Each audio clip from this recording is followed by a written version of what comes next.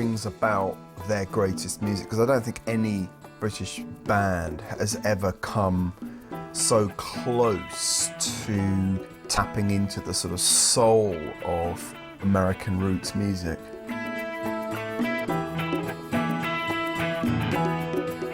But if you measure the talent, it's incomparable. What you're actually talking about is a wonderful rock and roll band. You know, they're out on their own.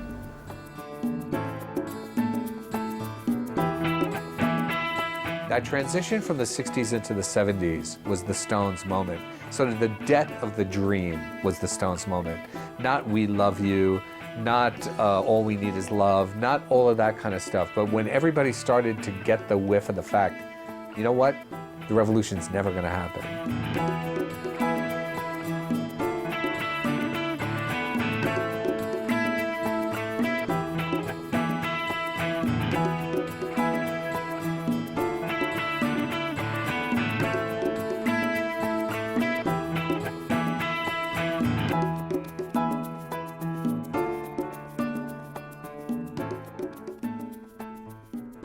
In 1963, the Rolling Stones emerged from the British blues underground to storm the charts with a succession of inventive covers.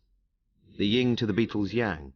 Through the canny publicity of manager Andrew Loog Oldham, they came to represent a more dangerous side of the booming teenage culture, offending parents whilst seducing their offspring. Originally formed by guitarist Brian Jones, the band's dynamics started to alter by the mid-60s, and after many singles in which they paid tribute to their blues and rock and roll heroes, the Stones began to work on original compositions. The key figures in transforming the band were lyricist and frontman Mick Jagger and the quiet rhythm guitarist Keith Richards, whose songwriting partnership elevated the band to the top ranks of popular music in 1965 with their hit Satisfaction. The song just caught so much the tenor of the time. It was one of those songs that, you know, just became a kind of anthem immediately.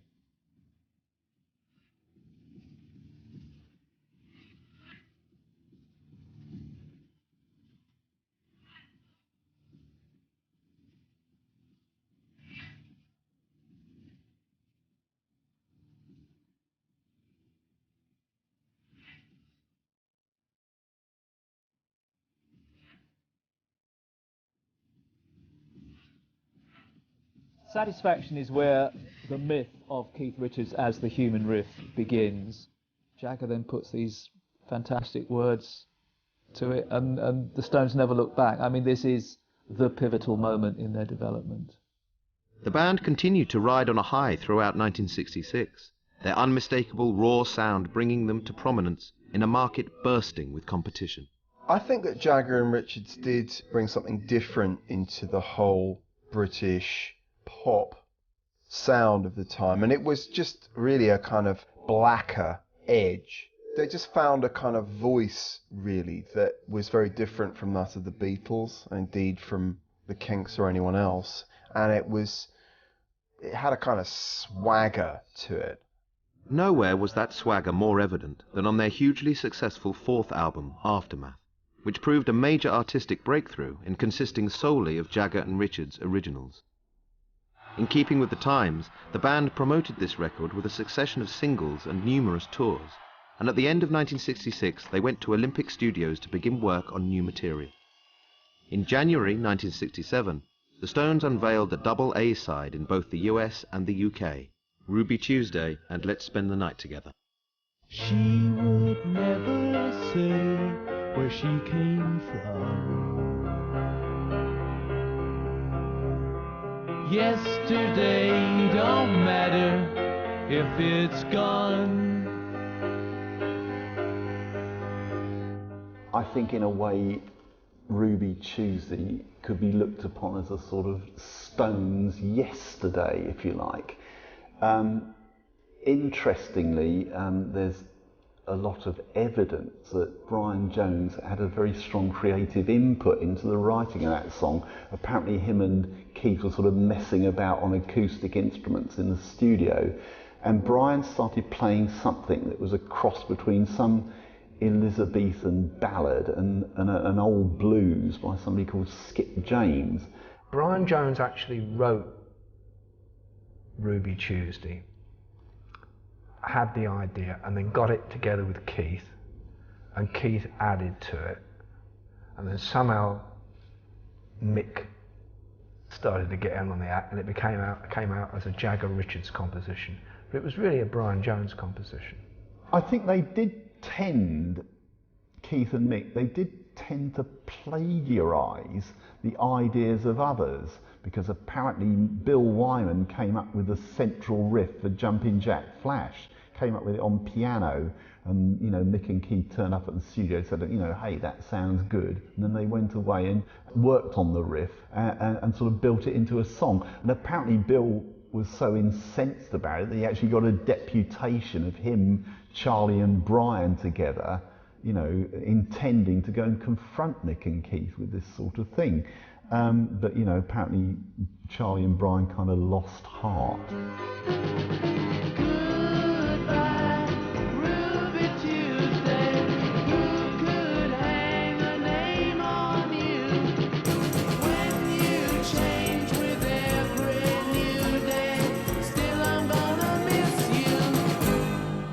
It's got a very English sound. I mean, for once, they're not looking to America, although when it comes to the vocal, Mick can't help doing his sort of American mannerisms. I mean, that Englishness had been there before in songs like Lady Jane and, of course, As Tears Go By, but perhaps it reaches its high point in Ruby Tuesday. At the end of January, the album Between the Buttons was released. A record dominated by the same pop sensibility that had characterised Ruby Tuesday, it was to be the Stones' final collection, produced by manager Andrew Loog Oldham. The most overlooked period of the Stones, in a way, is what I call Phase 2. Phase 1 is the R&B covers band. Phase 3 is the greatest rock and roll band in the world, the riffs, etc. Phase 2, which is a brief period, it doesn't last very long, is the Rolling Stones pop band. And they wrote some fantastic songs in this period, and Between the Buttons as an album is probably the apotheosis of it.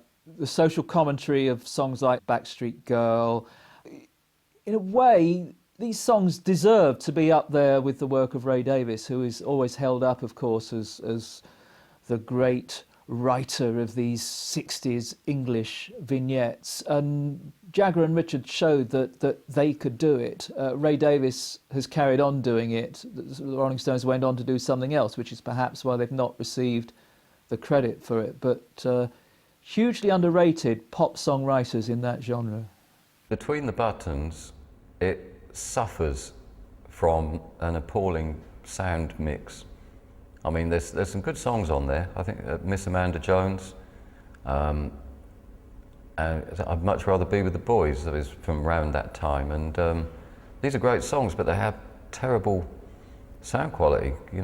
Everything's buried and muddy, and it was all done in a big rush because 65, 66, the Stones were just touring all the time. They were doing like American tour after American tour, and then they'd come and do a quick British one, and it'd be like, oh, let's knock out an album, we got 3 days or something like that, and they'd be in and out, and they'd leave the mixing to someone else.